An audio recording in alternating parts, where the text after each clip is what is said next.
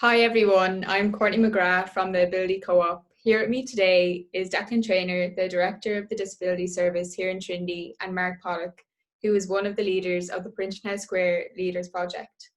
As the Disability Service transitions to Printing House Square, there will be rooms named after disabled Trinity graduates that have shown great examples of leadership and activism. So Mark, could you give an introduction and tell us a bit about yourself?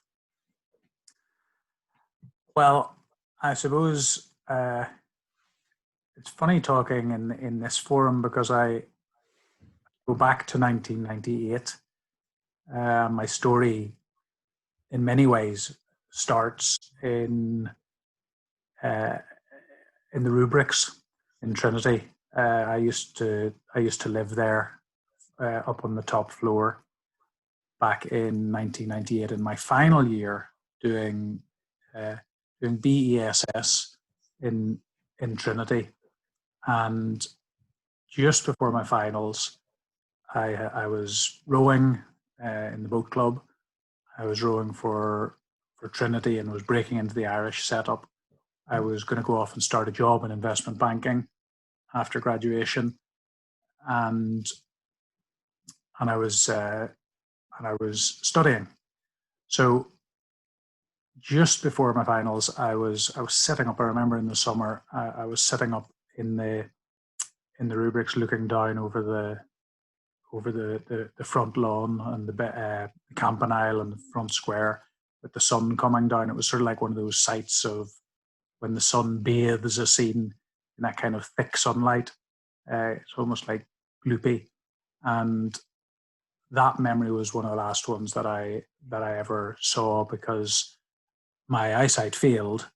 Had detached retinas, and from that point on, I never saw again. So Trinity is the sort of start point, and in many ways, ever since, has been very much part of my life as a blind person.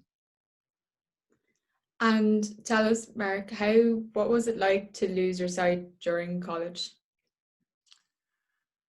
Well, it was, I suppose for me, I was born very short-sighted. So I wore thick glasses as a child, and I lost the sight in my right eye when I was 5 through detached retinas. I then went through my teenage years, and the reason I started rowing was because I could only see out of one eye, and there was a risk that I'd have another detached retina. So I got into rowing and sailing, which were non-contact sports to avoid getting a bang on the head and having another detachment. So I found myself rowing, and then I found myself wanting to come to Trinity because not only were they were the best university crew in the country, and they were also one of the top crews in the country, and they used to, not being able to see very well, I could always see them on the river because they wore what we call stripies, which are black and white, horizontally striped rowing shirts, or zephyrs as we call them. So I came to Trinity largely to join the rowing club, and then maybe socialize second, possibly third, study.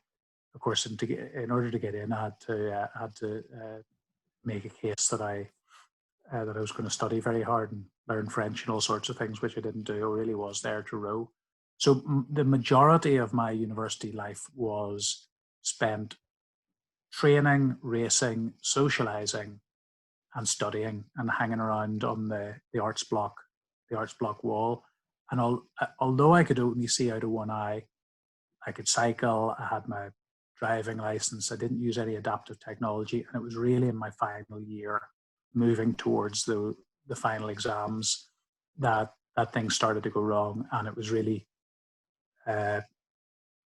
2 weeks prior to the 10th of April that it really hit.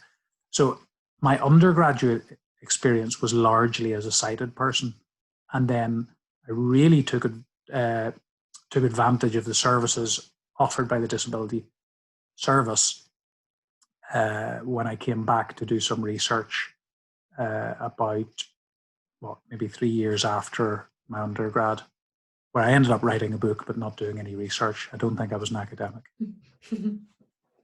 Yeah, I actually have a question here. It was about, but you basically answered it. It was like what your time at Trinity was like before the sight loss, which was basically mostly with rowing and like your course, and then after, you said it was largely like after your degree that Yeah. you're using the services. And how did you find like navigating Trinity as then like a student with a disability?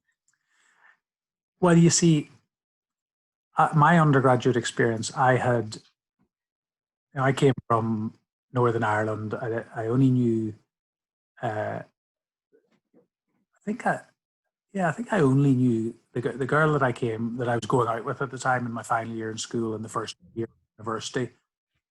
She was the only other person I knew coming to Dublin, and we both made. She was into hockey and did BSS as well.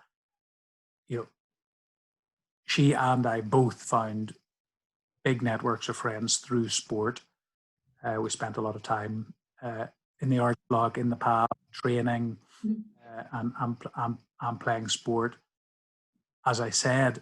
But Trinity increasingly felt like a kind of a safe space for me, a kind of a safe hub in Dublin, even when I could see. I mean, the 2 years after, or the 2 years, the final 2 years of my undergrad, living on campus, that became even more evident coming in from the noisy streets of Dublin into the tranquility of Dublin. So after I went blind, I'd lived in an apartment in Fitzwilliam Square, and then I lived on Raglan Road.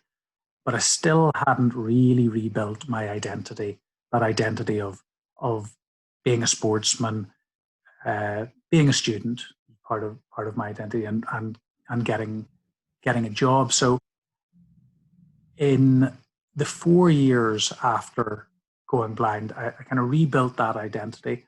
I got back into rowing. I went to, and that was through the university, the Graduates Club, which is called Lady Elizabeth Boat Club.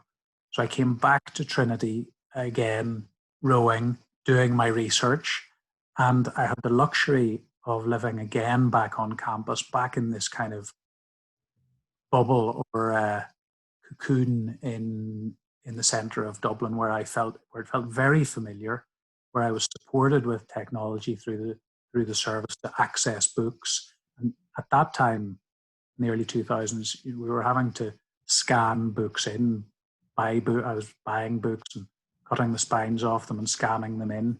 Audio books really weren't as prevalent as they are now. So navigation, I had a guide dog and a white stick. Navigation was still a thing for me 2, 3 years after going blind. I sort of really got on top of that, having moved back into Trinity, into familiar surroundings, access to information. Again, I really honed my skills when I was back in Trinity, learning all of the technology and moving to an advanced user, not just sort of what I had been in the first couple of courses afterwards. So I suppose what I'm trying to explain to you is that it was a launch pad. Going back to Trinity really helped me to rebuild my life and rebuild my identity as a rower, as a student, and ultimately who went on to launch their own business. Yeah.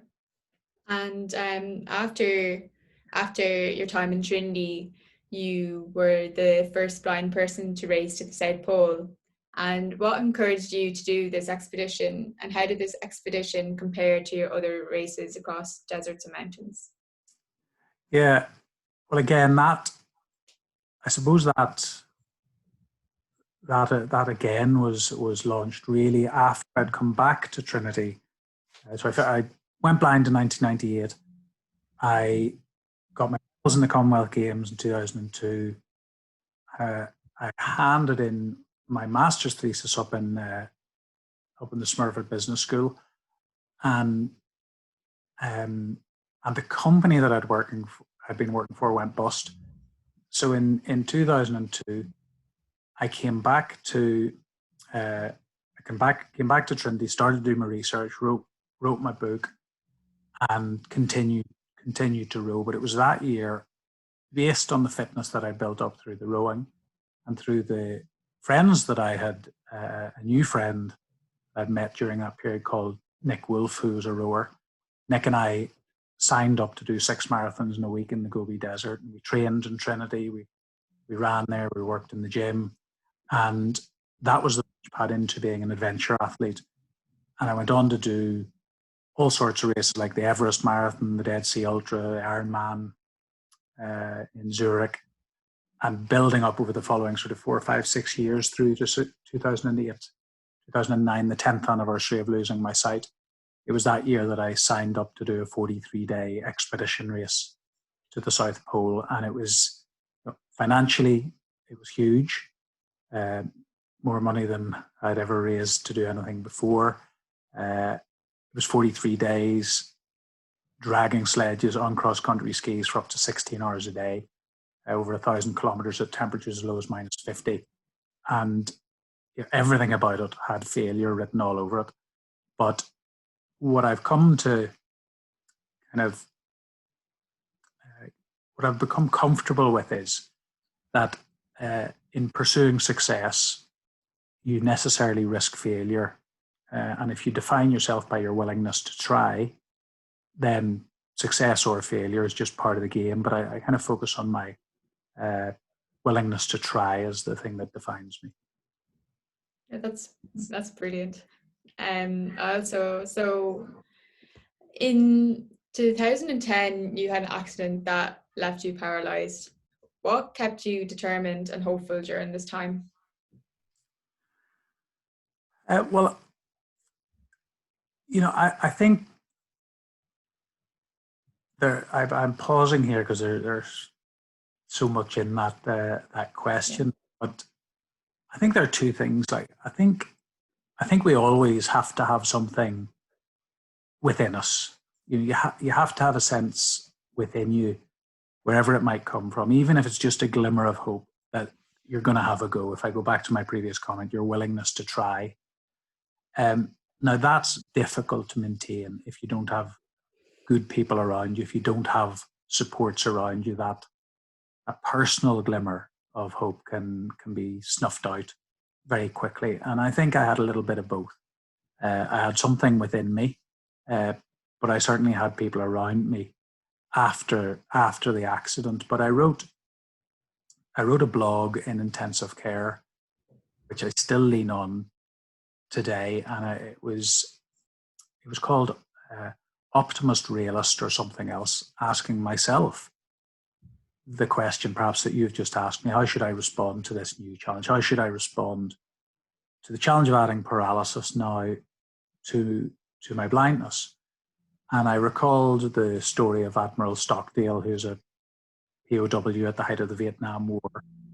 That in a book, or listened to it in a book called Good to Great by Jim Collins. And Stockdale he said that the ones who didn't survive the experience were the optimists, because the optimists kept thinking, we'll be out by Christmas, and Christmas would come and go, and then it would be Christmas again. They still wouldn't be out. And when they didn't get out of the Hanoi Hilton in the Vietnam War, many of them became disappointed, demoralized, and many of them ultimately died in their cells from that sort of crushing lack of hope.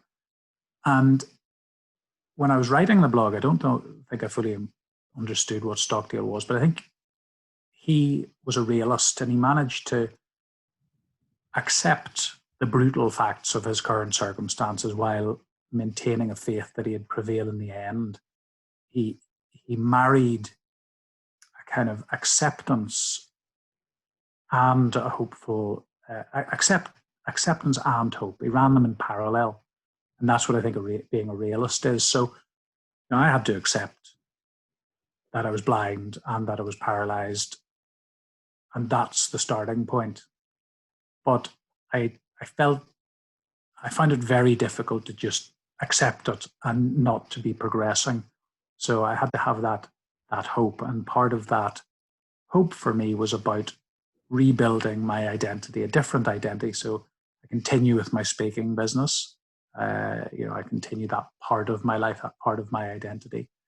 I continue with my studies and learning informally now around what Stockdale spoke about, which is Stoic philosophy and flow psychology and high performance and collaboration. I continue to study. And now my expeditions are, it's a new one. It's focused on curing paralysis in our lifetime by bringing people together to solve that complex problem. That means connecting scientists and technologists and investors and entrepreneurs and foundations and government and regulators to try and create collaborations to cure paralysis. So it's not, the backdrop is often the Trinity Sports Hall, not the South Pole, but perhaps the impact will be greater than going off to the South Pole. Yeah, and that actually leads me into my other question about your journey on the cure for paralysis. How has that journey been so far? It has been incredibly hopeful and crushingly disappointing, and then incredibly hopeful again. So when I was in hospital, 10 years ago, back in 2010 into 2011, there was very little available in terms of a cure. And what we've seen over the last 10 years is starting with aggressive physical therapy, which is using physiotherapy to try and just move the body, move the working limbs and the paralyzed ones in order to maintain movement and connect any nerves that may be able to be connected. Now, that was never going to be a cure for me. It is rehabilitation that's to better use of the muscles and the nervous system for some who are not as injured. But for me, with a complete injury, and many like me, it's not going to be a cure. But I figured that was going to keep me ready for any innovation that came down the line. And very quickly, as I found out about a set of robotic legs that were being developed in California, I went and got a set of them, and we got trained up, brought them back. I walk up and down in them. I'm the leading test pilot for exobionics in the world now. I've done over 1.5 million steps, many of them in the sports hall in Trinity, walking up and down in between the rugby players and the fencers and the crossfitters and all sorts. And the third intervention that we found was electrical stimulation of the spinal cord, allowing almost like a mobile phone booster for the nervous system. Like it supercharges the nervous system to allow for voluntary movement. We combined that with the robot, and I became the first person in the world to be able to voluntarily move my legs as we walk, as I was walking in the robot. And then over the last 5 years, it's switched because that technology couldn't get out of the lab. We created a collaboration between UCLA and Trinity and Exobionics and the electrical stimulation company, but we couldn't move the electrical stimulation on until that company became successful. So we realized that it wouldn't just be physiotherapists and scientists and technologists. In fact, we needed to work with investors and philanthropists and foundations and governments and regulators to try and move interventions from the lab into the clinic. So I've now realized that the job is not just being a guinea pig for these interventions. It also requires that kind of sideways move to get interventions out of the lab and into the clinic. And that's what I now am focusing on, bringing people together to solve that complex problem. So it's exciting, but it's excruciatingly slow. Yeah, hopefully it gets a bit faster, and because it sounds brilliant. So you've achieved so much since your time in Trinity. What is next for you?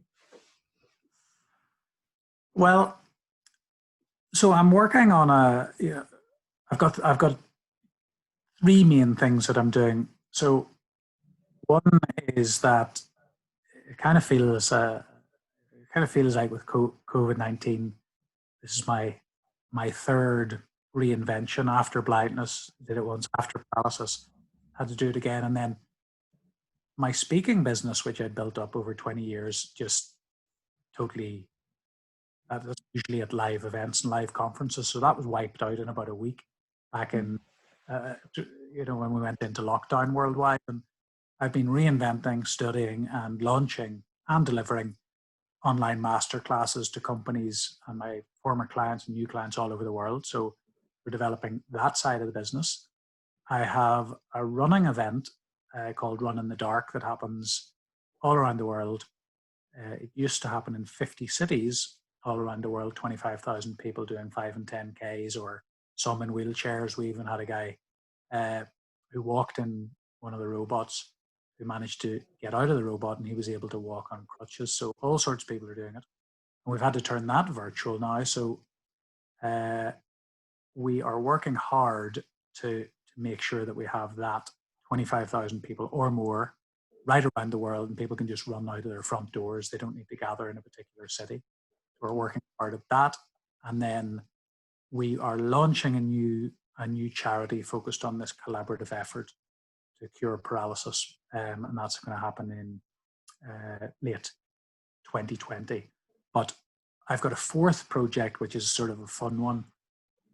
A lot of the challenges that I have related to blindness, I think, are reflected with other blind people, in so much as access to fitness data like heart rate or revolutions per minute on a pedal, or just any of the data that people can get on their smartwatches or their bike computers. It's not accessible. So I'm working with a company to try and develop that technology so it's accessible for blind people worldwide, either on demand or with preset audio announcements. And I'm using my tandem hand bike as a platform to build that on. So that's kind of a fun one, but it just allows me to get back out in the open, in the great outdoors, and not just be sitting in my house or pushed around in a wheelchair. You're very busy, a lot of projects to be looking forward to. I think I've got an attention problem. This is the challenge. I think I get bored if I'm just doing one project. That's why I sit through a 60-minute lecture. It was too long. And Mark, what advice or words of encouragement would you have for students with disabilities who may feel discouraged that they will succeed outside of college because of their disability? Yeah, well, look, the world's tough out there. So it's about finding, well, look, for me, everyone's different. Some people like to tackle the problem head on and go after that. For me, I've always, certainly as long as I can remember, I have come to acknowledge that sometimes we have the luxury of choosing our challenges, and sometimes challenges choose us. And that is part of being human, whether you've got a disability or not. Challenges exist. Now, what you decide to do about them, that's what we're in control of, all of us. So I try to focus on the decisions that we make whenever those challenges appear, in order to guide me through and take control of what I can influence to get to where I want to be. I suppose, yeah, challenges are always going to be there. So focus on the decisions you make. That's brilliant. Thank you, Mark. Thank you so much for your time. And the co-op will be back with another interview soon. Okay. Thank you.